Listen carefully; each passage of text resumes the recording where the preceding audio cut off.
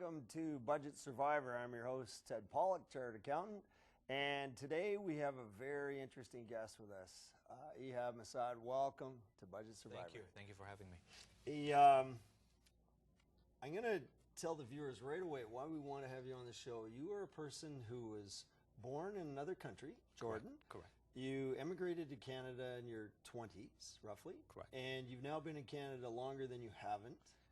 And approximately. Almost, yeah. And so I'm giving off your age. Yeah. And yet your background is incredible. You've got a banking background and an entrepreneur, and that's what we're going to cover in the show today. Thank you. Okay, Great. so let's start off with Canada. I want to ask, from somebody that got to choose as an adult where to come and where to live anywhere in the world they wanted to, if they weren't going to live in the country they're in now, why did you pick Canada? Well, Canada has a great reputation. And we started to hear about Canada in Jordan since we were little kids in elementary schools. Niagara Falls is really big in Jordan, and I really wanted to see it. Then later on, you would, when you're feeling romantic and you're feeling good about yourself, you go and look at snow pictures of Canada, and that really appealed to me all my life. You know what? I love the snow. I worked in Niagara Falls for 5 months, and I saw it every day, so I saw a lot of the falls. So, but that's interesting that Canada's known for its snow. It's snow and it's serenity. Did you have snow in Jordan? No snow. It's the occasional snowfall once every 10 years, but that's very, very celebrated, especially where I live. And you still pick Canada? Oh yeah. Snow is a good thing. It's not a bad thing. It's snow. It's that opportunity. We don't go to school when it snows because it's a big deal. So snow is somehow associated with coolness. It's a pretty good thing. It's a very good thing. Absolutely. Well, you got a lot of snow. You're in Wasaga Beach. They actually get more snow than Collingwood. Yes. So you heard about Canada romantically, but then you still gave it a go. Yes.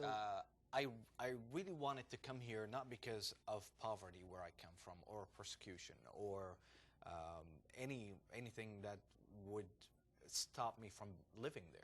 I came here because I wanted to, and I tell people around me that I'm Canadian by choice. I chose to be Canadian, and I never regret it.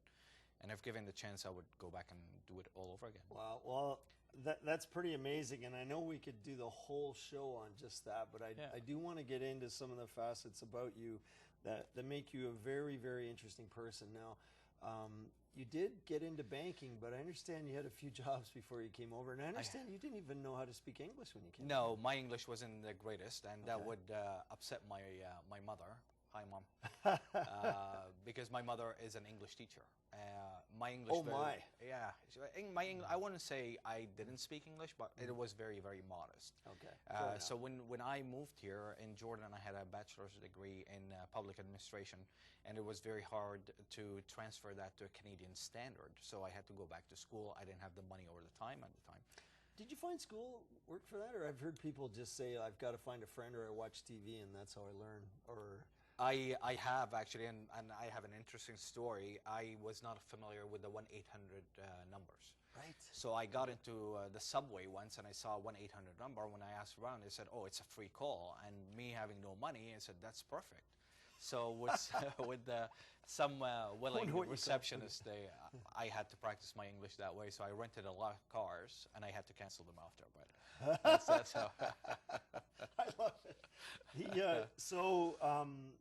You took a lot of odd jobs just to get through and survive. Yeah. You were on your own. I have.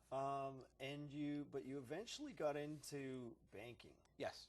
Okay. I eventually have. Banking is very glamorous to me at the time, considering I worked at gas stations. Some of the odd jobs I have, I had to sit down and peel bananas for a factory. So when you're thinking about those jobs, an opportunity to work for a bank, that is a huge jump. And I really wanted to do that. So I put a resume together and I went to every single bank in Toronto, and I was very lucky to get called back and went for an interview, and I got hired by the bank. Yeah, and it was one of the big 5 charter banks. Yes. And how long were you in the banking system first? That's all in all, I stayed about 7 years. 7 years. 7 years. So you got a great exposure. Yes. We're going to get into why I brought up banking, because the culture of a banker, and I've worked with many bankers. My dad was with the Royal Bank for 42 years. Yes. It's very different than entrepreneur. Now, what was your experience working for a big? I really liked it, and I would say that I was a successful banker. Every 3 months they give you a goal of some sort that you have to hit, so you can achieve a bonus or whatnot. When I worked at the bank, I would hit that target within the first month, and I would only worry about filling the pipeline. So I had a lot of time on my hand, and I thought the whole concept of 9 to 5 did not work for me. And I thought I had a lot in me to give, and proven to be right, hopefully. I got out and I started my own business. So yeah, but you lasted 7 years in the banking system. So what I mean by that is that it to me it's a very bureaucratic type system. Yes. With lots of checks and balances, lots of systems and processes, and it creates a certain kind of mindset.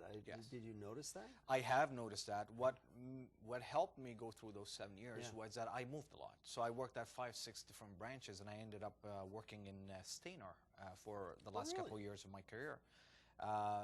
Meeting people was that one thing that I really wanted to do. Build my contacts, get to know people, get to know what they do, not because I have to, because I was genuinely interested. So that part I won't say I miss, because I continue to do that with my own business now, but that part where you have this one-on-one interaction with people and you get to hear about their lives is very interesting to me. I do want to get into your entrepreneurial program, but I'm going to talk about that in the next segment. You came to Canada, you got into banking. The whole time you're still compare and contrast between, say, Jordan or the Middle East and Canada. Any perception from the ivory towers of the banks of comparing it to Jordan, the way business is done? The time that I came here and worked at the bank is a different time, because it was that time where computers were started to get introduced in Canada. And all I knew, which I have to make this very clear, I never worked at a bank in Jordan, but I have worked at the Arthur Andersen Consulting Company. The major difference between the systems in Jordan and here, that it was all manual at the time. So you had to sit down and you have to use your hands and use commands for softwares. In Canada, it was more progressive. And the other question would be the banking system there, I suspect, would more international, because it might be a bank from another country, maybe, or no? There is a lot of international banks in Jordan that they deal amongst each other, but here that's achieved within one bank that has a lot of different branches. Yeah, we're a bit unusual in Canada. Yeah. Even things like going to university in Jordan, I don't know that country. I mean, and every country is different. Like Libya is a big, strong supporter of education. In Jordan, how did they support education there? Did you have to find your own way to get to university? You had to pay, and that's thanks to my father. My father didn't have a lot of money at the time, but he assured and made sure that all of his children, which is, I have a brother and 2 sisters, we all had university education. Wow. He paid him and my mother. They both worked. They were teachers. And they have funded that from their own money. So we didn't even have to work to fund. So we have a lot of time to focus on studies. However, I did have some odd jobs at the time, so I can take girls out. Well, you know what? Everything to me sounds pretty common. People have to find their own way to tuition here, and we have girls here too. Oh, yeah. So I'm going to take a break right now, but when I get back, I want to go that you made the shift from being a banker, a very bureaucratic world, into being an entrepreneur, and talk a bit about being an entrepreneur in Canada. Great. You're watching Budget Survivor only on Rogers TV. Look forward to it.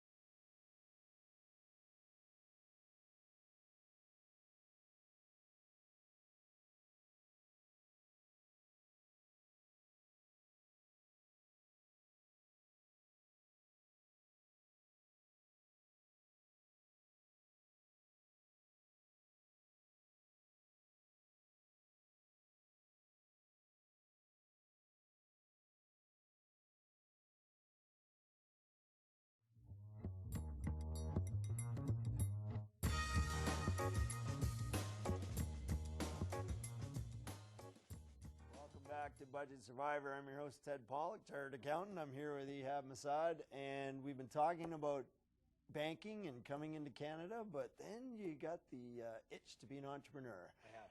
And I want to start off, you said that your parents were teachers. Yes. That's not entrepreneurial at all, by the No, way. no. Actually, if I look at most of my family back home, none of them went into business.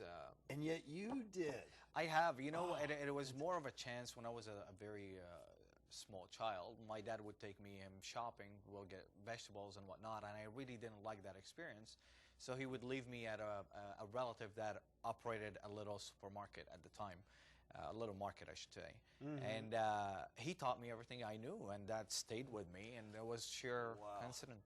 So so you're in banking, and obviously you kept an eye open for different businesses. We haven't told the viewers once yet what you do. You own a Harvey's franchise. I do own a couple of stores, a couple of restaurants. Oh, a couple. Yes. And so why did you choose that?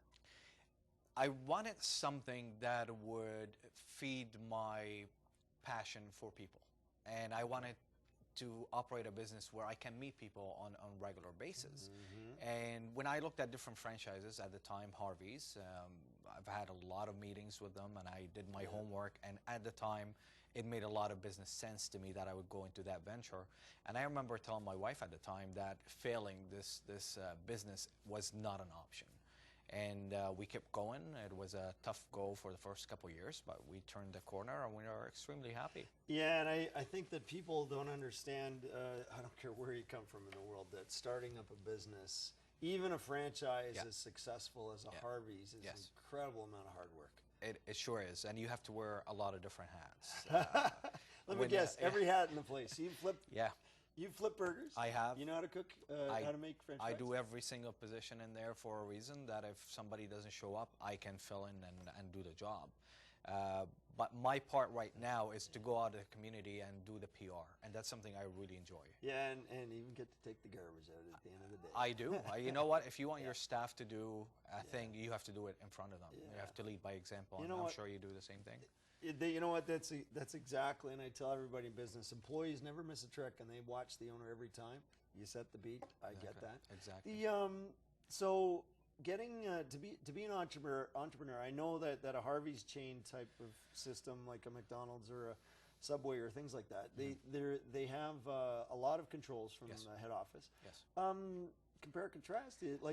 I personally, it's good. I mean, that's why those franchises are successful. But what's your the franchise that I deal with Kara head office owns a lot of different franchises, and one of the reasons that I chose to go with that franchise that you do have a leeway. So Harvey's is a little different than any other chain out there, that you have that personal touch. If you would like to add a TV in your dining room, you can do that. If you want to sponsor a community event, you can do that.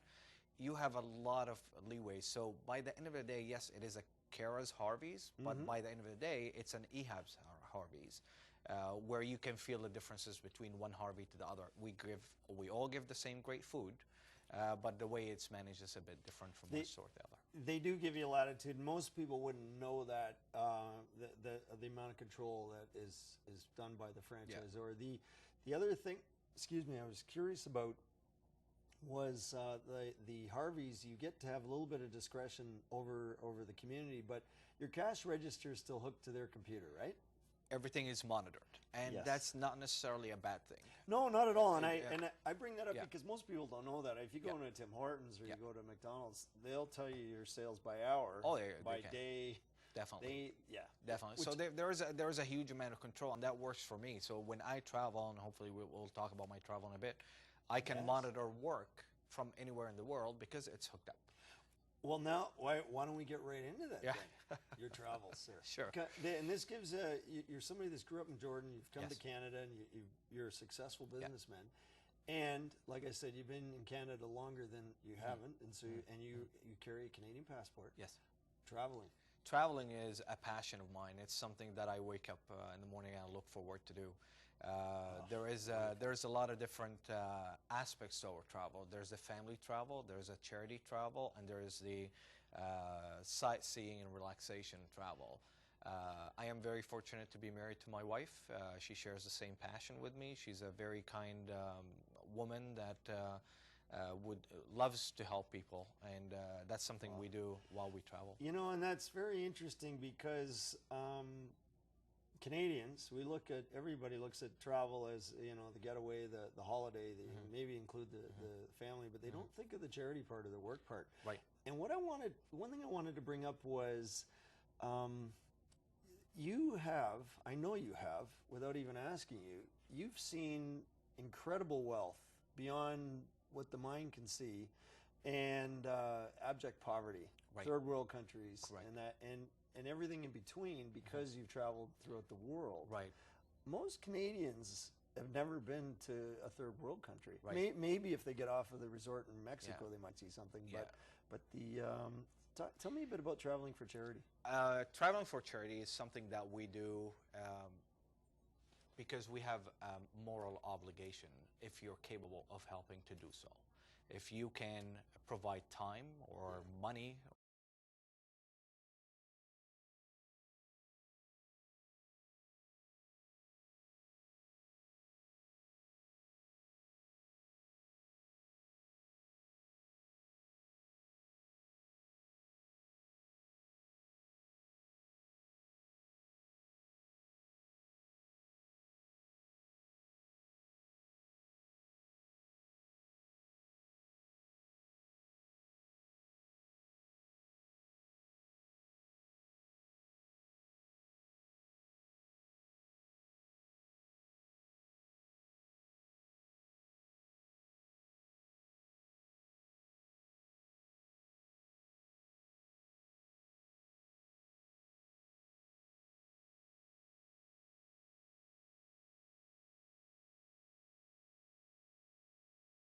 or a skill of some sort, you have to apply that to help people. You know, that's a great thing, and I am going to bring this up for a second. Religion, that is actually a Muslim philosophy, but I want to also understand that you were not raised a Muslim; you were raised Christian. Correct. Yeah.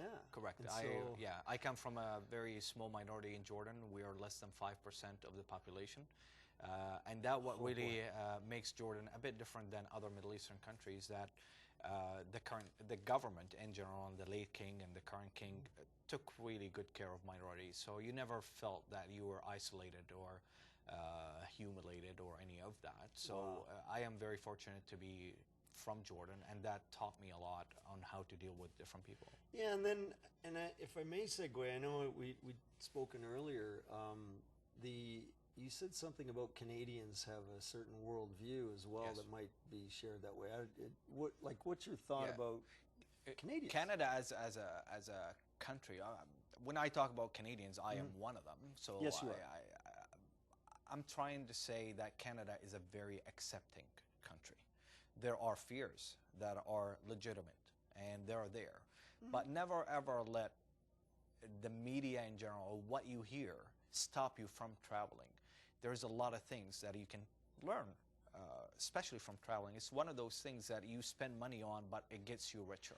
Yeah, it's an investment in a way. It is, but it's interesting because what I'm tying in here is that you grew up in a country where you were a clear minority, based on religion. Yes. You've come to Canada, and one of your comments was that Canadians tend to be very tolerant. We have our prejudices and fears.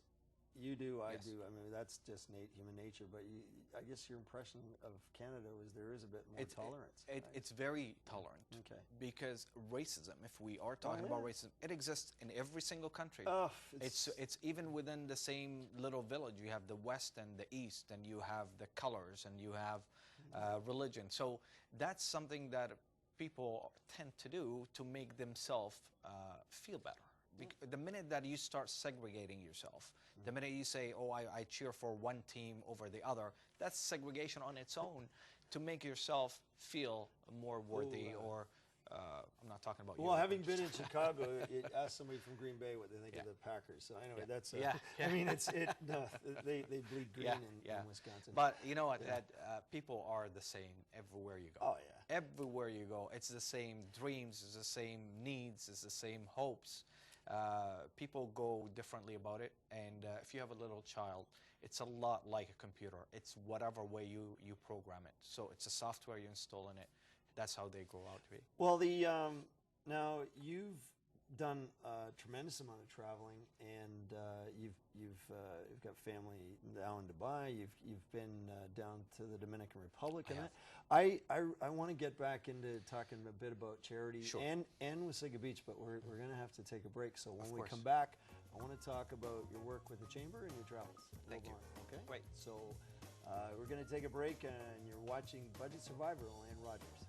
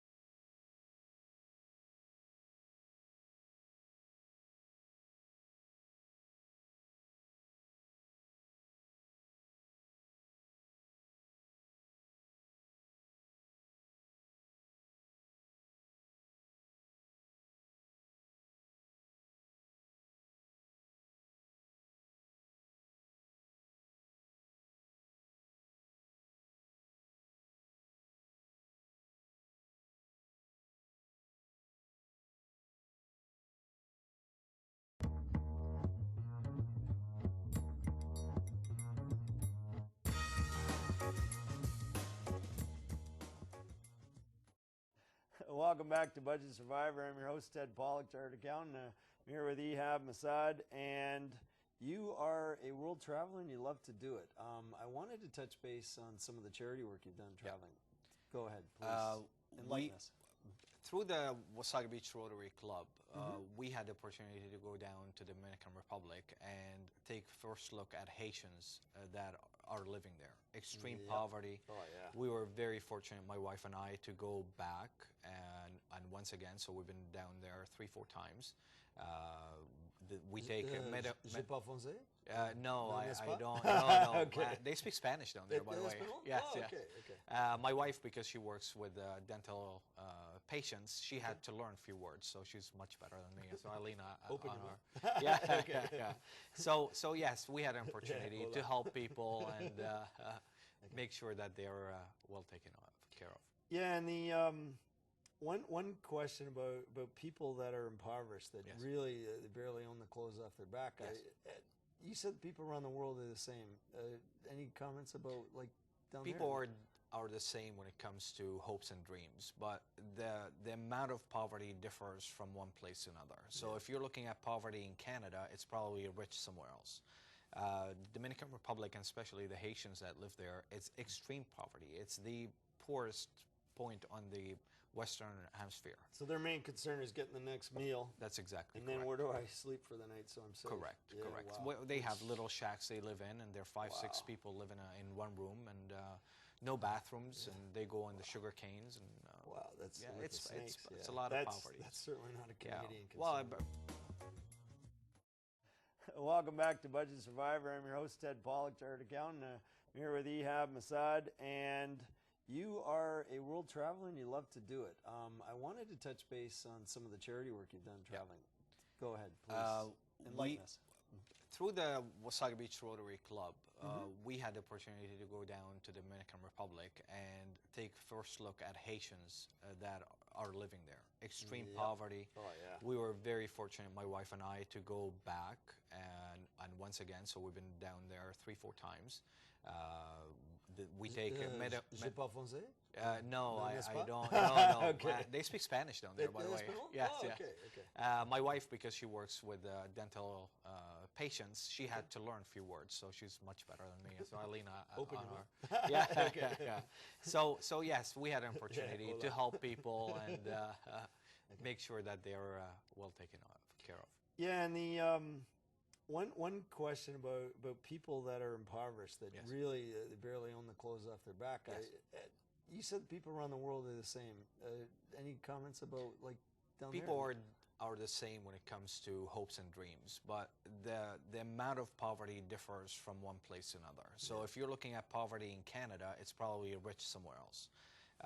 Dominican Republic, and especially the Haitians that live there, it's extreme poverty. It's the poorest point on the Western Hemisphere. So their main concern is getting the next meal. That's exactly And correct. then where do I sleep for the night so I'm safe? Correct, Yeah, correct. wow. They have little shacks they live in, and they're five, six Wow. people live in one room, and no bathrooms, and they go on the sugar canes. And Wow, that's yeah, with it's the snakes, it's yeah. a lot of poverty. That's certainly not a Yeah. Canadian concern. Well, it brings its own set of problems where the rape is common because they're going to the sugar canes and sickness and stuff like that. Yeah, really glad that you do that. Now, I do want to mention briefly, though, that you're the current president of the Chamber of Commerce in Wasaga. So how's it going? I am I am extremely excited to be that. Yeah. The presidency, it's something I wanted to do because I have some new ideas. And I am very fortunate to have a board of directors that are on the same mindset. And we're making some changes, and I'm sure you heard a bit about it, where we want to focus on the business community, and we want to make sure that they have the tools and resources that will make them able to succeed. There's fun times going on with Wasaga, and I think that Wasaga is lucky to have you. But Thank you. we're just about done today. Was there anything else that you wanted to add? I just want to thank you for the chance, and I'm very happy to be living here, and I would do it over and over again. But I also recall though that like you're involved with Rotary. You got the Harveys. You're president of the chamber. There was one thing that you'd mentioned to me. Your impression of Canada, that you got some opportunities maybe that you haven't got elsewhere. I have. Please. You know, Canada is a great country to me. They have recognized, if I may say, please. The hard work that you put in, the volunteer work. So on a local level, I've been awarded the Entrepreneur of the Year. On a federal level, I have the John Simcoe Award, which I'm very proud of. On international level, I have the Paul Harris Award. So a set of awards, and to me, a certificate it means a lot. It's not expected, but it's great that my son will grow and my daughter will grow and say, you know what, my dad tried to make a difference, and I have those certificates to show them. And a little personal note, you play an instrument. I do. I do. What's it called? It's called lute. It's a lute. It looks a lot like a guitar, right? But with a round back. Yeah, round and back, and 6 strings though, right? It is 6 strings, yes. Yeah, okay. And it's so you're a lute player. Now here, your kids love it. My kids, the opposite. I They know. don't love it at all. As soon They as don't Dad love it pulls at all. out the lute, right? Yeah, they Well- run. Maybe I'm that bad. I don't know.